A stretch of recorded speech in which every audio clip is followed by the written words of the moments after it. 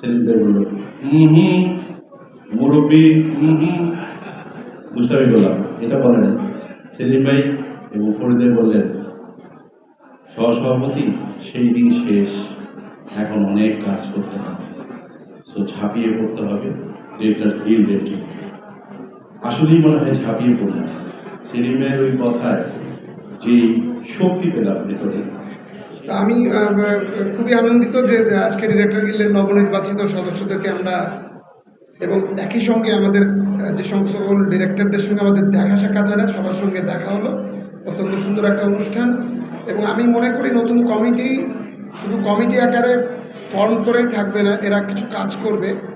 Specially আমি বলবো যে ডাইরেক্টরদের স্বার্থ সংরক্ষণের জন্য একটা সুদৃঢ় পদক্ষেপ গ্রহণ করবে এই নতুন কমিটি। সেজন্য আমি সহ আমরা এবং যারা উপস্থিত সবাই আমরা সর্বান্তকরণে সাহায্য করব এবং আমি চাইব যে ডাইরেক্টরদের যে হারিয়ে যাওয়া যে সম্মান সেটা যেন পুনরুদ্ধার হয়। আমরা যেন নিজেদেরকে মনে করতে পারি ক্যাপ্টেন অফ দ্য শিপ। আমরা ডাইরেকশন দিয়ে আমরা পুরো একটা নাটক কিংবা একটা প্রোগ্রামকে পরিচালনা করি।